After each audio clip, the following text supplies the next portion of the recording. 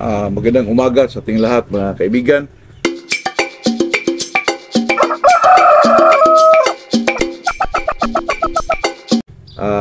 Dito na naman tayo sa ating usapang magmamano po. Ito naman sa atin ay talagang enjoyment lang. Tips sa baguhan at saka may magpulot din kayong mga aral sa ating mga bidyong gawin dito po. Ang pag-usapan natin sa araw na ito mga kaibigan ay yung yung nabugbog na manok. Ito kasing nabugbog na manok ay kadalasan ito 5 months old, 6 months old, may pumapasok na inain doon sa sa area nyo, tapos binubugbog yun kasi ang inain ganyang klaseng edad po ay talaga namang mambugbog yan, lalo na pag sa tingin niya ay alanganin magkilaban, ayun ay talagang bubugin ang mga stag natin dyan mga kaibigan. Kaya itong manok nating nabugbog, hindi na naglaban o hindi na talaga patagal ho siyang kasi na-trauma siya, ay ang katulad dati magiging bata pa ako, grade 2, grade 3, kasi ako may manok na rin ako dati, inalagaan ko po, ang pinakain ko ay corn chia milk kasi may guro, teacher ng ang mama at papa ko, may supply na corn chia milk, manguha ako ng corn chia milk doon, yun ay pakain ko sa mga manok ko. Kasi bata pa tayo, wala tayong mga pambili. Yung mama ko naman ay magagalit sa akin kung kunan yun kasi sa mga bata yun. Alam mo na, gusto nating mabuhay yung inalagaan natin. Kaya kapitbahay namin, itsahan ko yun ng manok. Lagyan ko ng yung sa paa ng manok na yung sa limonsito po. Anuhan ng string. Yan ang kaya itong manok ko naman mabugbog ay hindi na maglaban. Ang gawin ko dyan mga kaibigan, ilagay ko yan sa kulungan, balutin ko yan ng sako po na hindi talaga siya makakita ng manok po. Yan ang ginagawa ko dati mga kaibigan. Pagdating ng 3 araw, doon ko pakainin, tapos talagang balutin ng sako na wala siya makita. Pagdating ng 3 araw mga kaibigan ay maglalaban naman na yan ulit mga kaibigan, matapang na naman ulit. Kaya itsa na naman tayo ng itsa sa mga manok na ating mga kapitbahay po. Yun ang experience ko dyan mga kaibigan. Pero sa ngayon, may tayong nagtanong kasi na yung manok niya nabugbog, hindi na ho naglaban.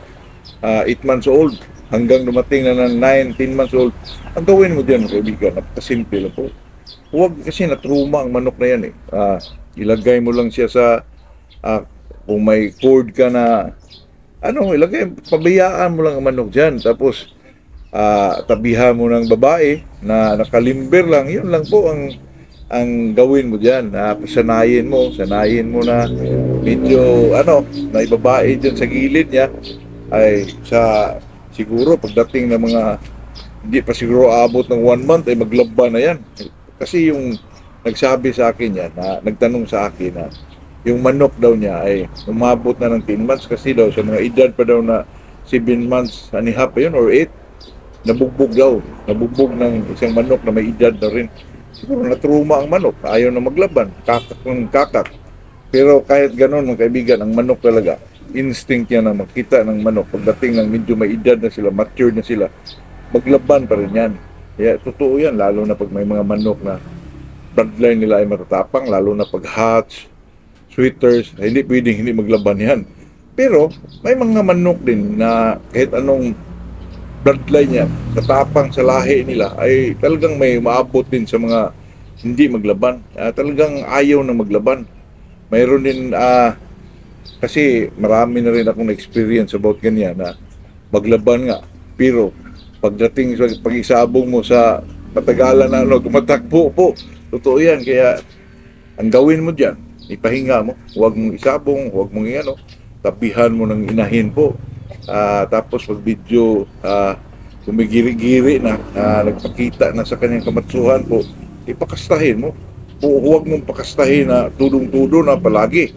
Isang bisis lang, ibitin mo mga kaibigan. Pagkasta, kunin mo, hindi siya makakasta po, kunin mo.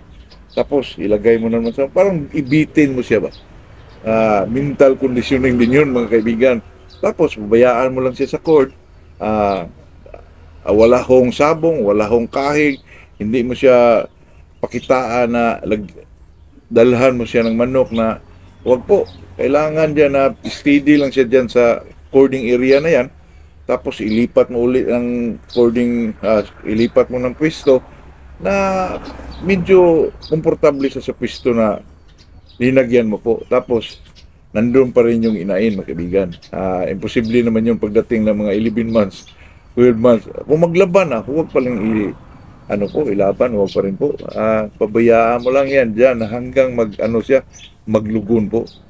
Tapos pag kumplito na yan, mga kaibigan, pwede mo nang ilaban, isabong yan. I-testing mo po.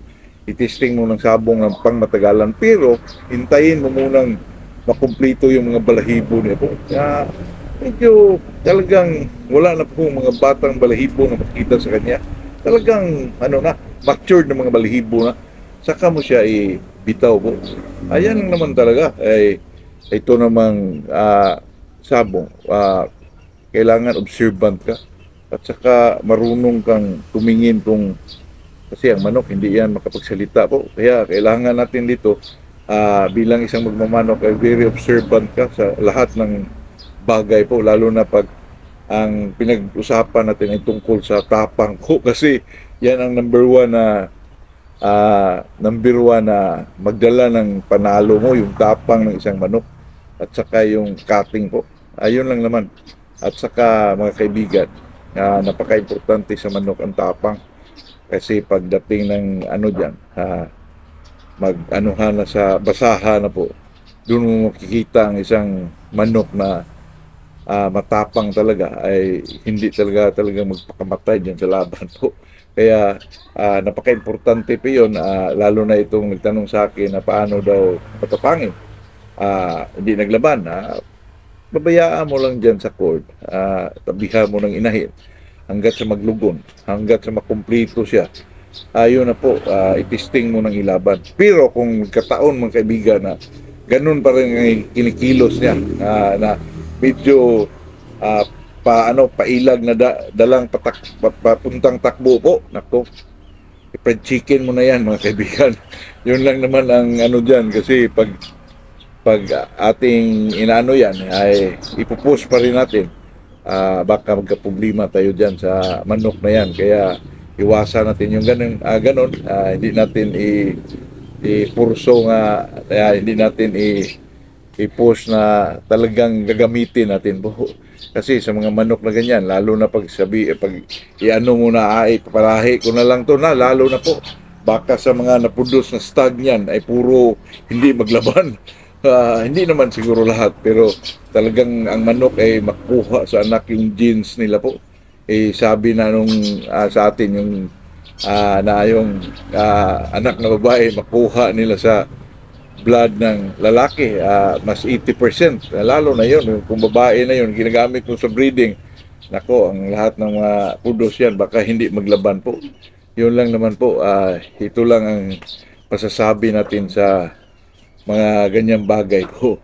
Kailangan iwasan nating pursugihin kahit hindi pwede kasi iba tong inahak nating hilig po. Yan lang naman mga kaibigan. Kaya ang manok na hindi maglaban, pabayaan lang dyan sa cord, hanggat sa maglugon siya, hanggat sa makumplito siya, saka mo na isabong. Pero kung makikitaan mo pa rin, ganun pa rin, wala, pa chicken na yun mga kaibigan. Good morning sa ating lahat po.